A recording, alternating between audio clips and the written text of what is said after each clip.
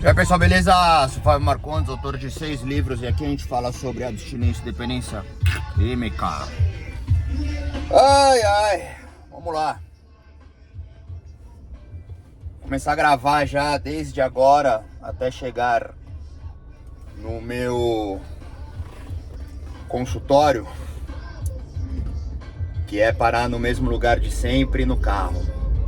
Estou com a mente fresca, muitos assuntos para compartilhar, então já vamos lá.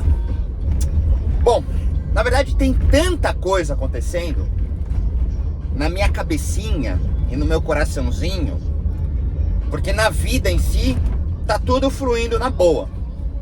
Até porque não importa o que aconteça na minha relação egocêntrica, a vida continua sendo a vida. A vida sempre é a vida. Não importa o que eu pense em relação à vida. A vida é a vida. Isso é muito importante saber. Porque às vezes eu acho que a vida é uma coisa dentro da minha impressão, mas não. A vida é a vida. Eu estou aqui cruzando centenas de pessoas e todas elas estão na mesma vida. É a mesma relação da existência. A diferença é o quanto eu penso que a minha vida tem a ver com a vida em sua totalidade. Somente esse pensamento ele já é libertador e ao mesmo tempo desesperador, porque é muito difícil você conseguir realmente ter uma maturidade, ter um nível de consciência e concepção existencial para entender algo desta ordem, natureza e qualidade existente. Eu estou nervoso, eu estou incomodado. Obviamente existem fatores e agentes para isso, mas considerando essa visão da vida ser a vida, eu estou com este incômodo, pois eu novamente coloco-me como centro, como umbigo da existência. Isso é egocentrismo. E é importantíssimo trabalhar egocentrismo. O egocentrismo é algo muito comum e muito natural na existência. Não tem como anular o egocentrismo. O egocentrismo faz parte da existência. O egocentrismo é a forma que eu me reconheço como tal na vida. É a forma de me identificar, me reconhecer vivo. E aí entram as bases de comparações. A comparação, ela também é importante. Mas ela é perigosa. Porque a comparação, quando na necessidade, na sua funcionalidade de reconhecer-se, identificar-se, ok. O problema é quando eu me coloco como melhor ou pior e não trabalho isso como algo que seja possível para uma melhoria pessoal, singular, individual, quiçá individuação, no aspecto coletivo e de unidades coletivas, ou seja, a participação pessoal, interpessoal, nas trocas de uma natureza social. Por tudo isso, sem motivo algum real, não existe motivo nenhum, eu estou nervoso. Eu sei as origens. Afinal de contas, eu comecei a fazer terapia com 9 anos e há 23 anos eu sou analisando janelas espaçadas sem, mas constantemente fazendo trabalhos de ordem terapêutica. Então eu consigo identificar os meus sentimentos e os meus pensamentos. Ontem, cagando e passando o feed do Instagram, para variar, afinal de contas, é muito comum cagar com o celular na mão. Eu até mesmo tenho feito, quando em presença consciente, alguns movimentos para cagar sem o celular, o que é bem interessante. Eu vi 2 vídeos que foram muito interessantes para as minhas reflexões, os meus estudos, os meus ensaios, junto todo o meu trabalho de conexão à existência. Um deles foi do Van Damme, que eu amo de paixão, adoro todos os filmes antigos dele. E tava mostrando ele em um surto com o seu diagnóstico de bipolaridade, que inclusive eu nem sei se é verdade. Então ele, junto à companheira dele, se irritou, se retirou do local, puto da vida.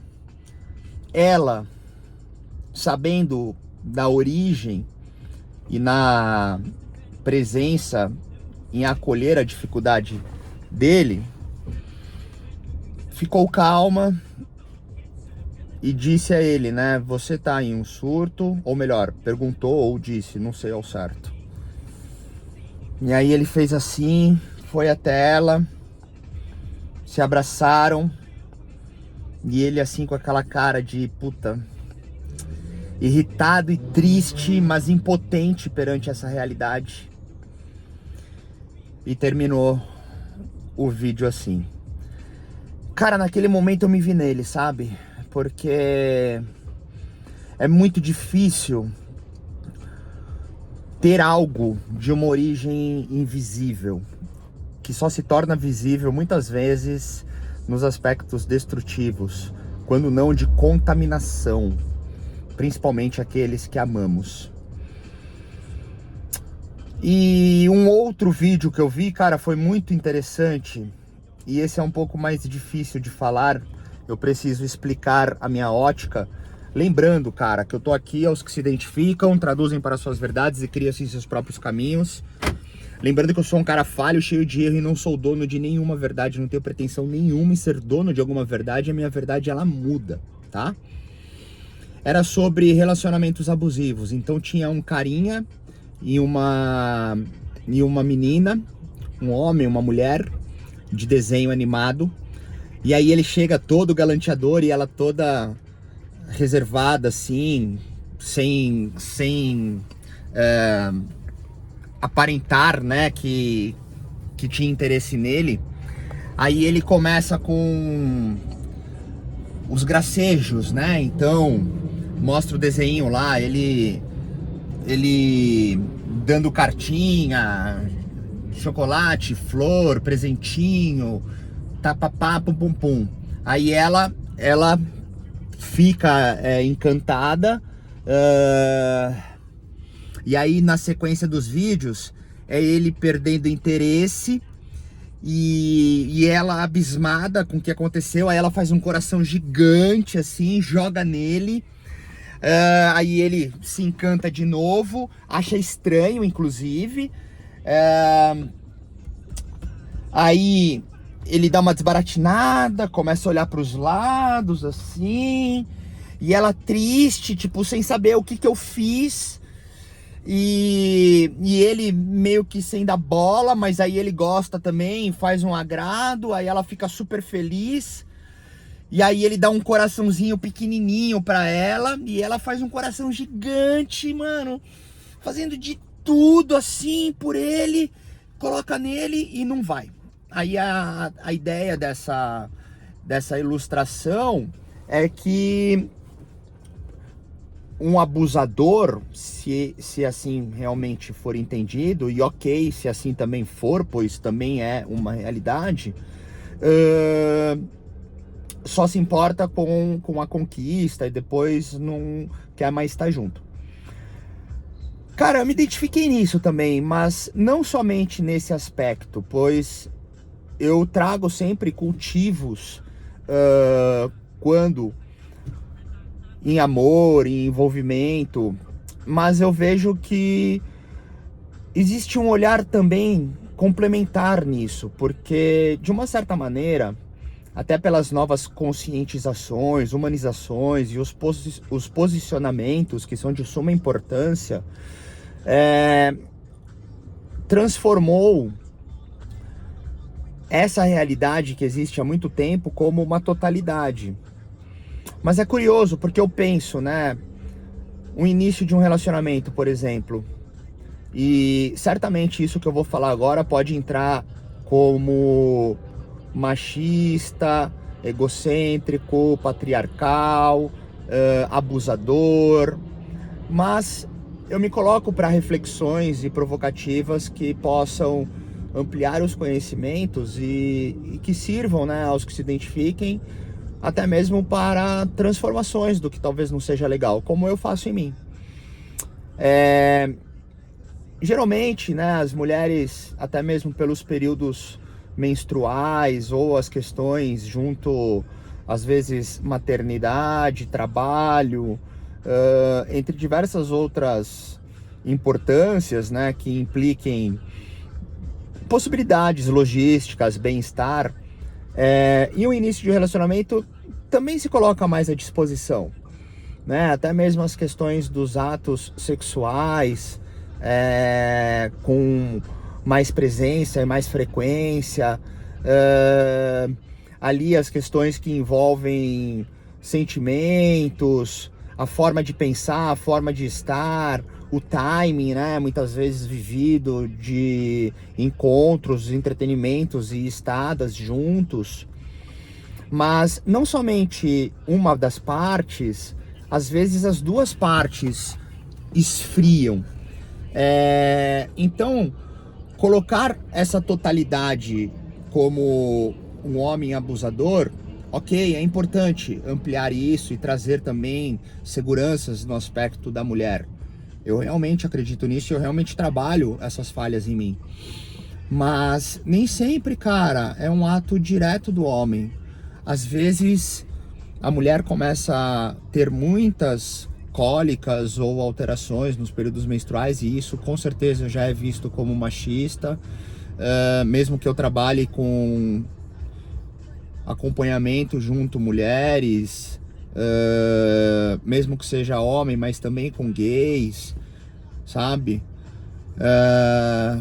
Homens mais novos, mais velhos, ricos, pessoas com menos condições financeiras, todas as variáveis da existência ao ser humano eu possuo nos meus trabalhos, nos meus acompanhamentos terapêuticos, e eu troco esses cuidados junto às mulheres com muito respeito quando eu converso, e tem a importância das questões junto ao período menstrual, até porque existe defesa nos aspectos judiciais para todas as alterações quando as mulheres estão no seu período menstrual. Então, se existe isso numa diretriz de lei, é real o aspecto da alteração no período menstrual. E muitas vezes, no começo de relacionamento, a mulher pode estar com cólica, menstruada, e ainda assim ela se dispõe a sair, a viver o entretenimento, e às vezes até mesmo uma relação sexual. E depois, juntos, isso pode esfriar. E aí o homem se torna aquele que não acolhe. Então é sempre curioso trocarmos os chinelos, sabe? Para poder ver que é uma recíproca. Isso em um relacionamento saudável, onde existe diálogo, onde existe compreensão, não no aspecto de abuso propriamente dito, né? E essas reflexões, elas me trouxeram para várias coisas que estão acontecendo, né? Um incômodo real é sempre vivido, né, de mim, junto à questão da paternidade. Eu vejo assim que eu preciso manter sempre as coisas em ordem, sabe? Eu lembro, 13 anos atrás, quando iniciei minha jornada, né, no aspecto da sobriedade e abstinência e as frequências constantes, né, nos grupos de 12 passos, existia uma reunião que era no meio-dia em um grupo aqui em São Paulo, né, capital. E eu frequentava lá e era legal, porque tinha eu, mais umas 2, 3, 4 pessoas no máximo, quando a reunião estava super cheia. Então ela era bem fluida nos aspectos das partilhas,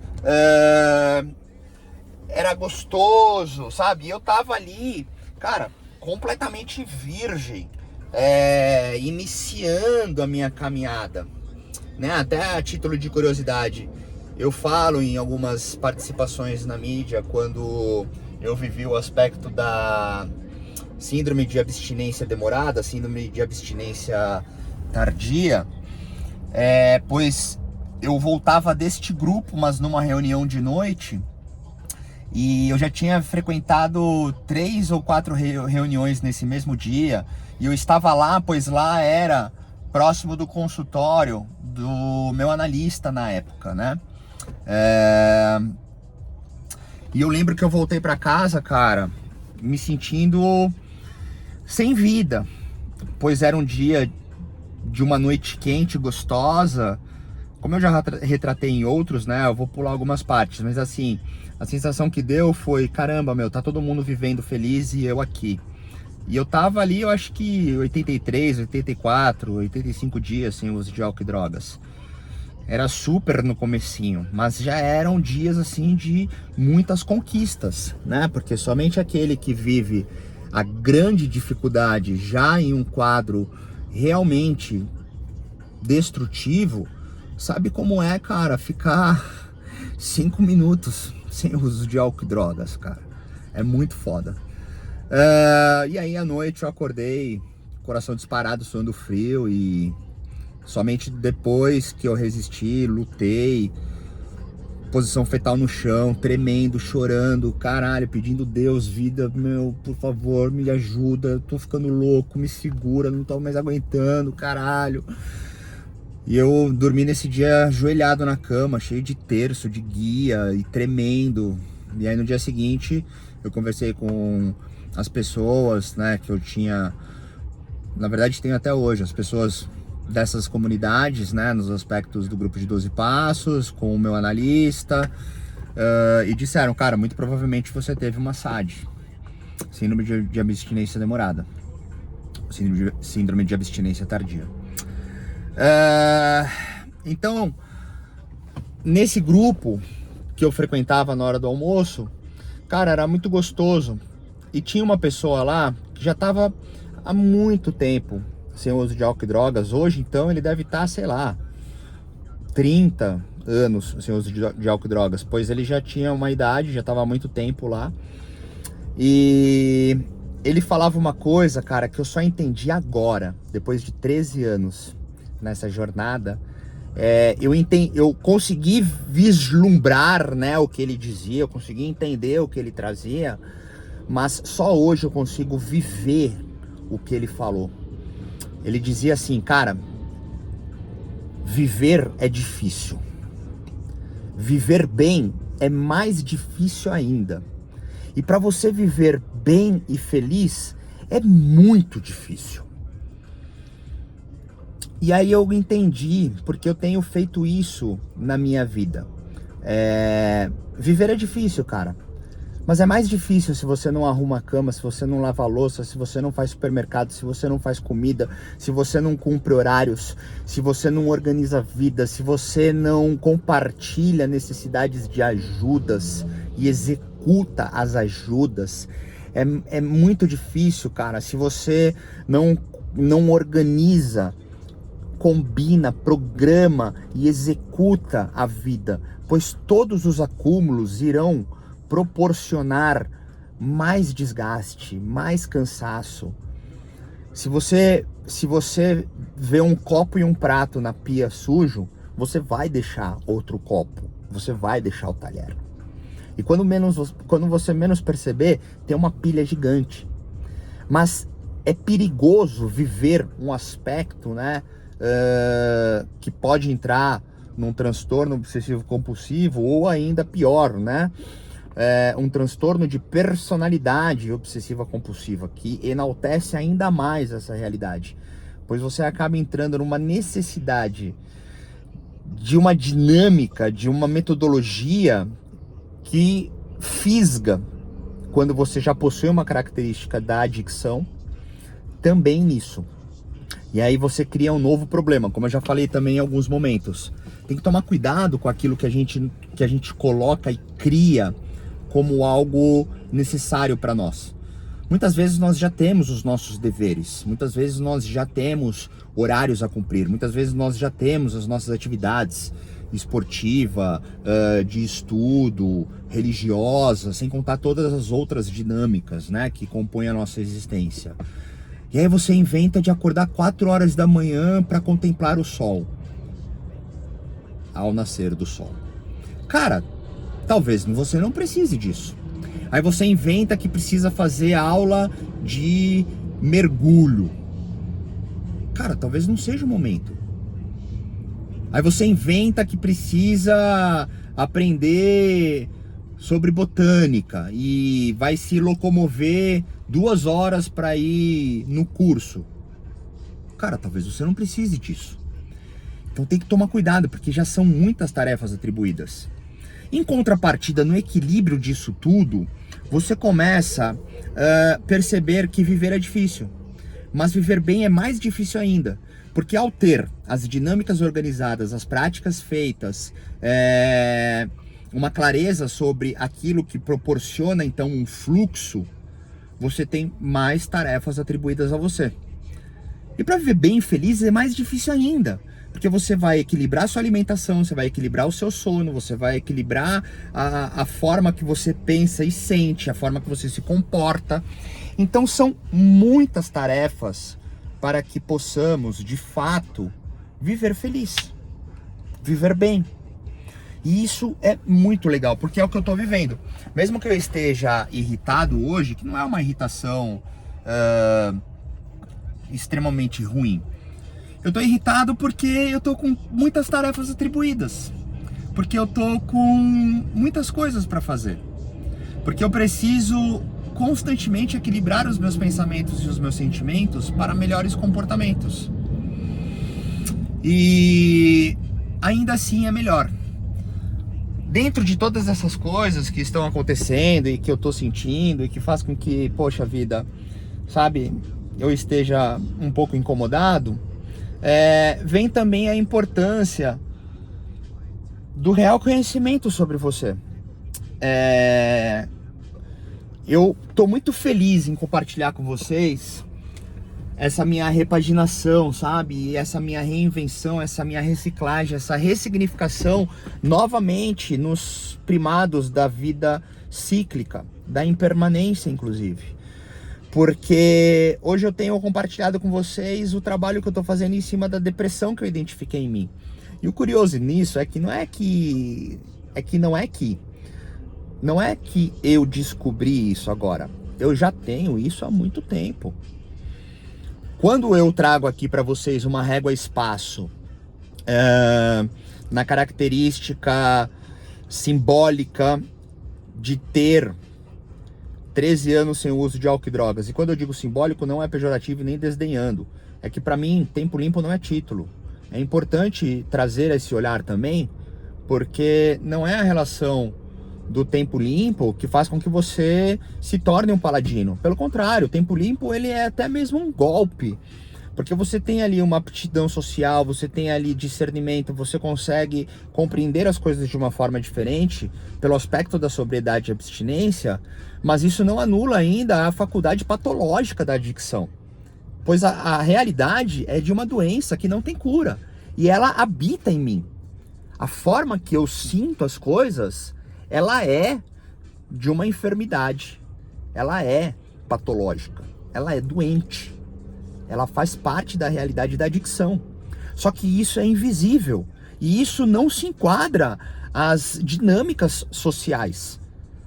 Até porque qualquer coisa que fuja de um comportamento padrão de uma qualidade social, ela entra numa questão de defeito moral e ético. Então é muito complicado. É realmente um dos golpes daqueles que não suportam mais de uma década, ou sei lá, 5 anos, ou sei lá, 2 décadas sobre abstêmio, em algum momento tem um lapso, uma recaída, uma volta ao uso, ou até mesmo deprime, ou até mesmo se mata. ou recai e usa de tal forma que morre usando.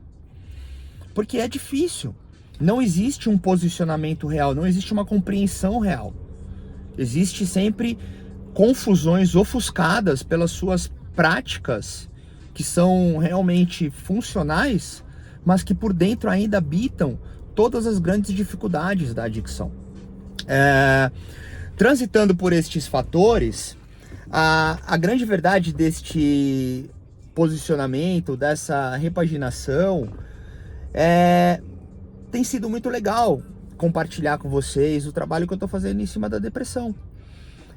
Eu me identifico, né, nessa régua espaço, mesmo que desde criança eu já tinha todas essas características. Não é uma adicção adquirida, por exemplo. É uma adicção que tem traços genéticos, que tem sequências, né, de uma herança, inclusive, familiar. Pois quase sempre nós temos, né, não como uma máxima, mas algum familiar antigo que foi viciado em apostas, em jogos, alguém que se matou, também acontece, a relação da depressão não diagnosticada, o alcoolismo, que também passa despercebido, afinal de contas, a questão do envolvimento alcoólico tem o seu primor gastronômico, culinário, social e de entretenimento. Então, às vezes, nós trazemos dentro de nós essas coisas que se manifestam em algum momento com droga.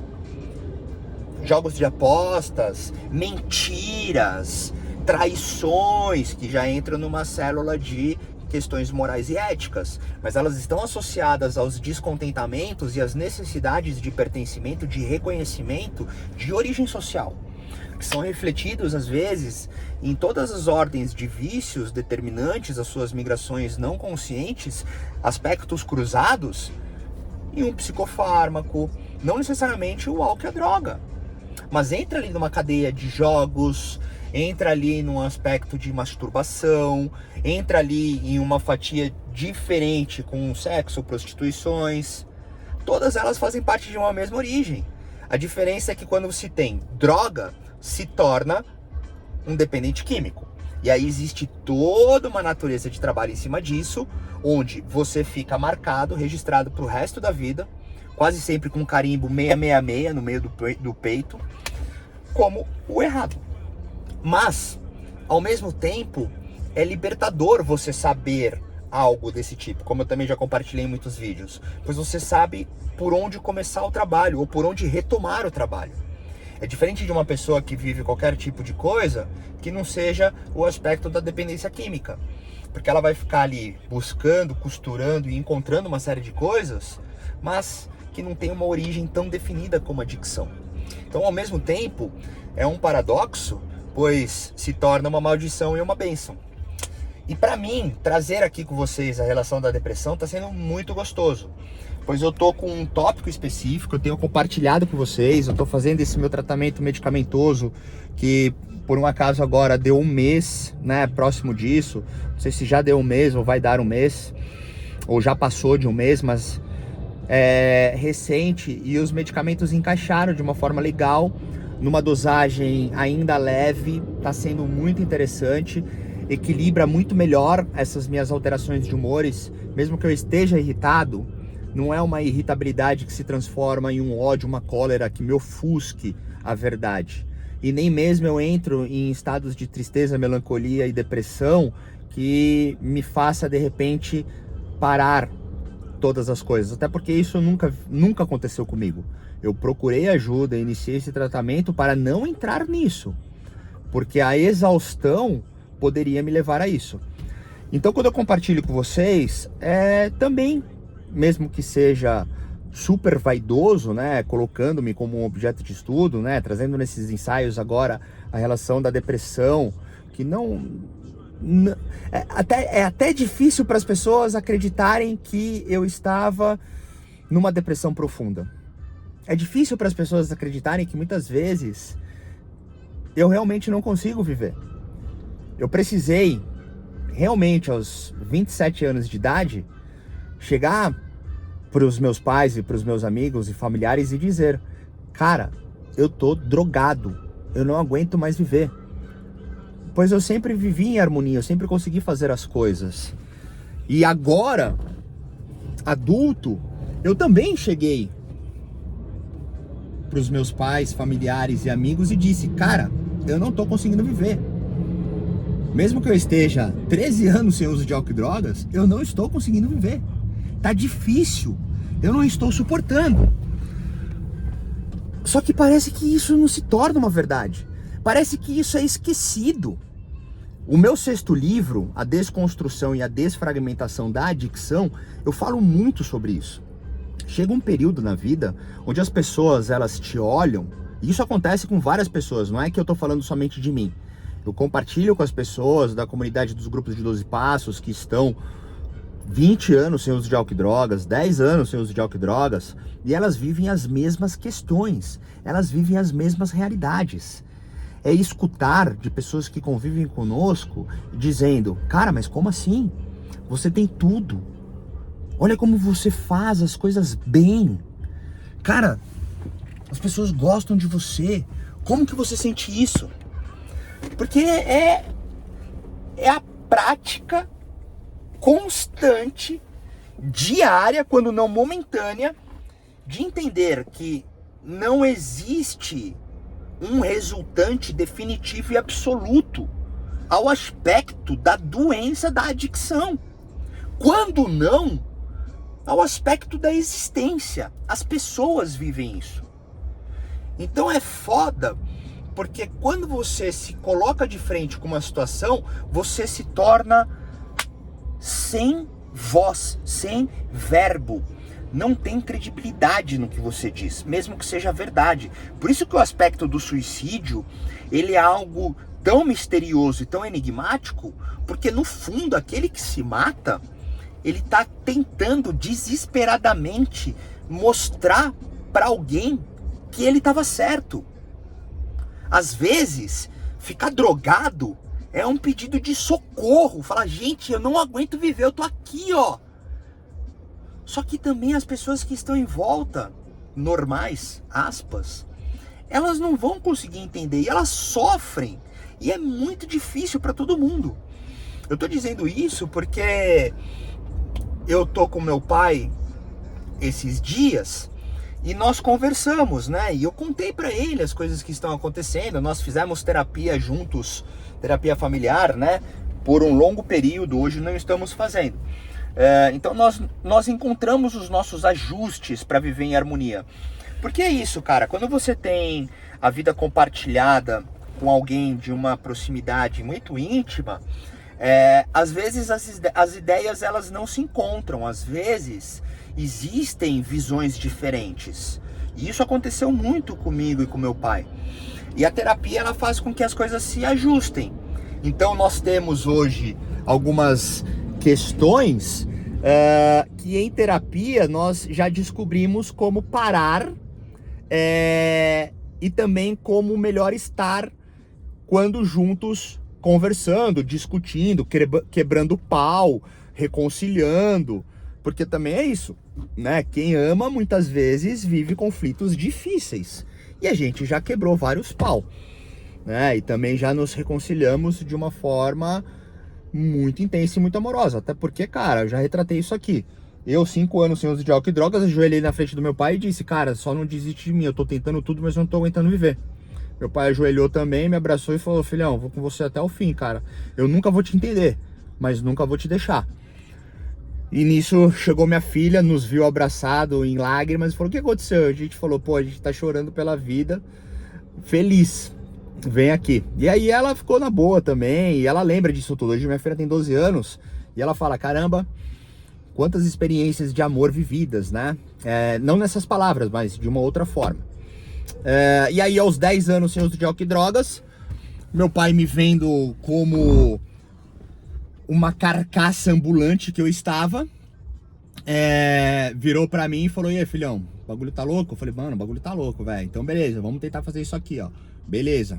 Porque eu tava morando num muquifo de 12 metros quadrados, fudido, mano. Isso tem 3 anos, né? E por coincidência também, nesse momento, meu filho tava lá, nos viu abraçando com lágrimas nos olhos e falamos, não, a gente tá emocionado aqui pelos aspectos de vida.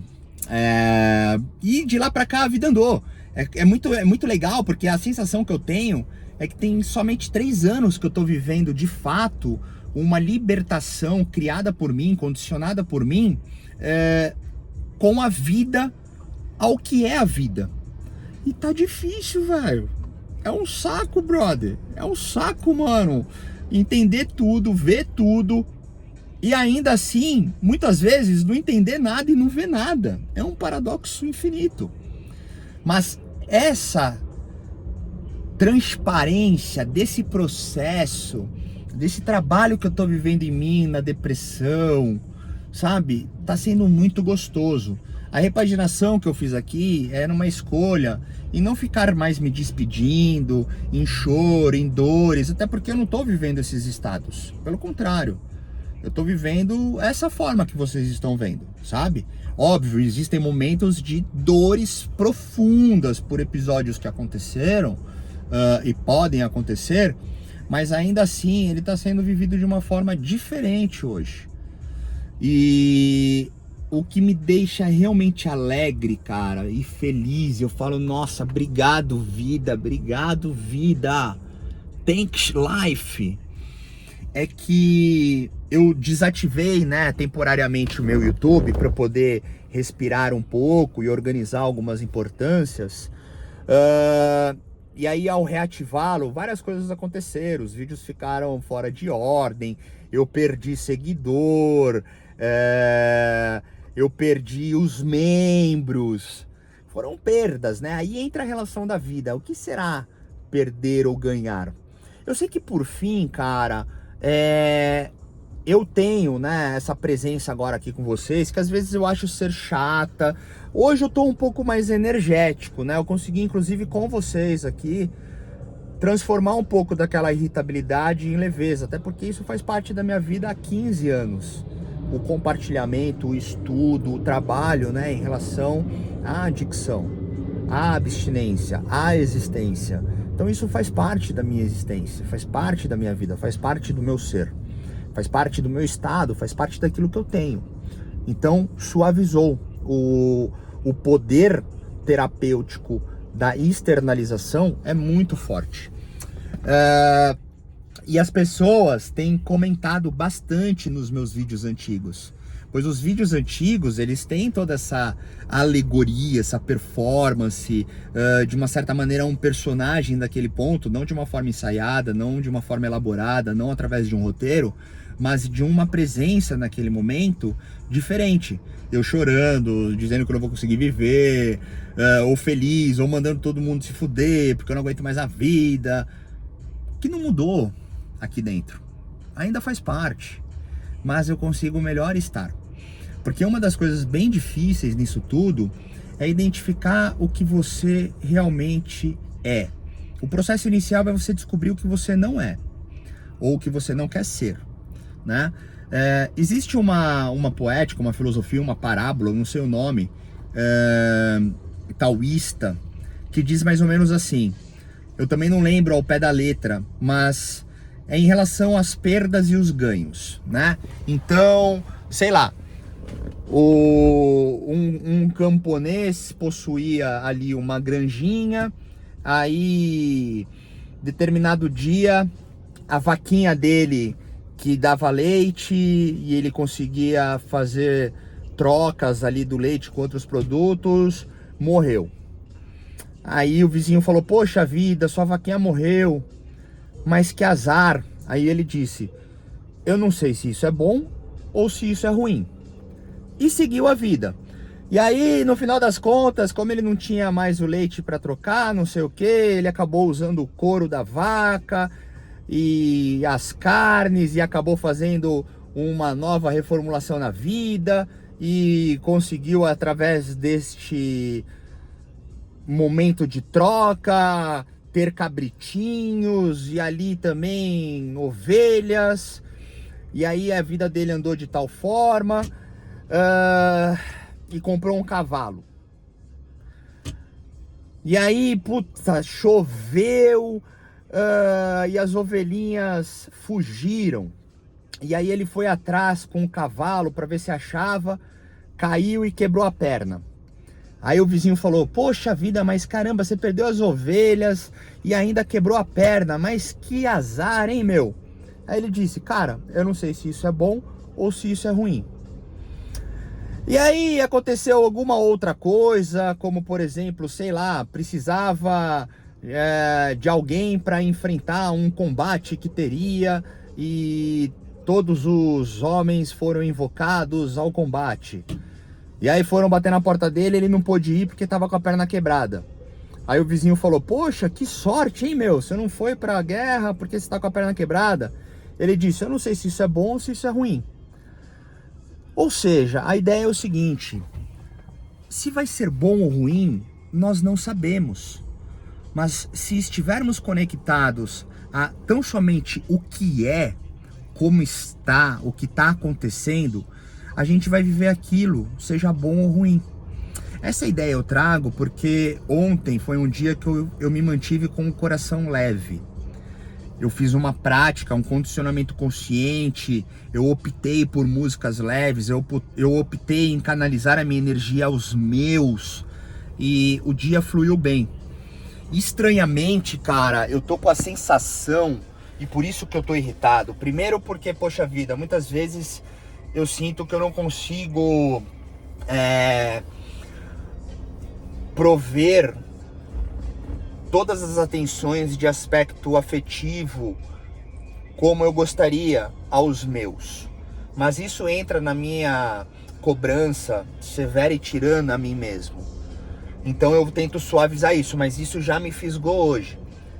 A relação também das janelas que eu tenho de tempo hoje, terminando esse vídeo, eu decidi fazer ele agora, porque depois eu tenho outras coisas para fazer. Vou treinar para liberar uma endorfina, para canalizar a minha energia. Ali eu vou colocar aquele som para arrebentar. Tudo isso porque eu quero tentar fazer hoje um dia mais leve. Então eu vou extravasar o que está me incomodando. Mas ainda assim eu não sei se isso é bom ou ruim. Eu sei que eu tô aqui, agora com vocês. Eu sei que eu tô nesse momento curtindo esse sol da manhã. O dia tá bonito como ontem, a vida continua sendo a vida. Eu que talvez não esteja tão leve como eu gostaria. Mas isso faz parte da existência. É importante entender que em momentos como esse, eu também posso trabalhar todos os valores terapêuticos e os conhecimentos que eu tenho em mim. É nesse momento que o remédio ele pode entrar para equilibrar esses espectros que não fiquem tão oscilantes e me mantenham em uma frequência, em uma vibração um pouco mais equilibrada. E tudo isso faz parte desse processo que eu estou compartilhando com vocês, que eu estou vivendo, pois a vida continua a vida, sabe? As pessoas que eu amo, elas estão presentes, tudo isso é para que eu melhor esteja com elas. Essa que é a grande verdade, sabe? Às vezes, os incômodos são na tentativa de controlar. A vida ela é tão interessante que nós, humanos, colocamos uma série de signos para tentar controlar, cara, o que não se controla. Não tem como controlar, não tem como saber qual folha irá cair da árvore que estou olhando, se é que vai cair. Eu posso ir lá e cortar, mas às vezes eu interferir, cara, no processo natural da folha. Ela tá ali por algum motivo, ela tá trabalhando a fotossíntese, estou neste ar respirando também ao que ela contribui à minha existência. E isso é simples. Então às vezes eu tenho que sair um pouco, sabe, dessa relação egocêntrica que me coloca também de frente, cara, com o vitimismo e a supervalorização. Eu tenho repetido isso. Não existe uma pessoa que se sinta vítima de determinada coisa sem que se supervalorize. Ao reconhecer realmente as suas falhas, você encontra também as coisas boas. E assim você consegue melhor estar a você e aos outros. Então no dia de hoje, cara, eu tô aqui com vocês em uma meditação, em uma oração, cara, para continuar firme, sabe, no caminho do bem.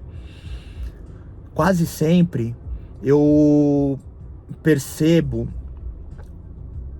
que se eu permito a raiva ou a irritação ser o combustível para o meu dia, as coisas, elas em algum momento ficam ruins.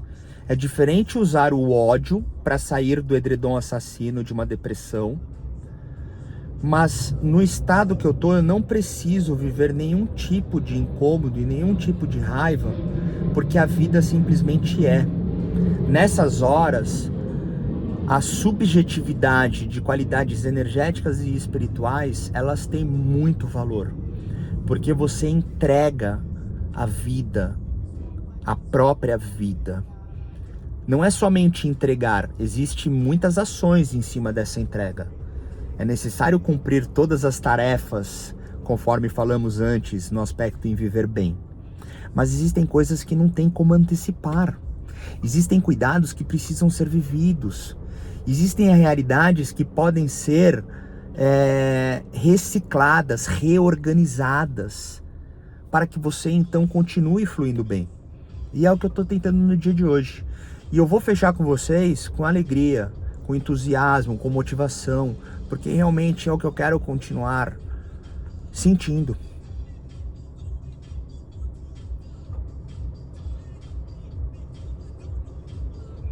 É o que eu estou sentindo agora.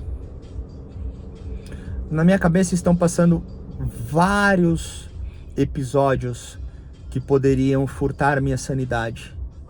Mas todos eles tão somente seriam vividos por uma relação egocêntrica. O que eu quero realmente, cara, é amadurecer. Eu quero amadurecer, cara, como um homem. Eu não vou deixar de ser o que sou. Aqui estou com vocês dessa forma. Mas eu também quero estar assim aos meus. Mais do que isso. Conseguir acolher e conseguir gozar o fruto de todas as coisas boas que eu tenho, sabe? Porque são muitas. E a decisão é viver, cara. E viver feliz. E eu tô conseguindo. E agora eu vou acionar a simática, que são as vibrações dos nossos líquidos conforme as ondas sonoras. E vou treinar cheio de alegria e explosão, deixando aqui os direitos autorais com essa música para fecharmos nossa conversa.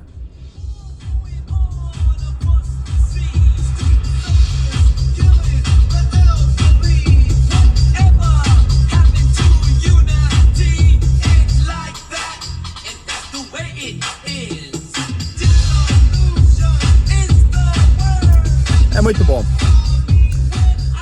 Então é isso. Ficamos por aqui. Valeu!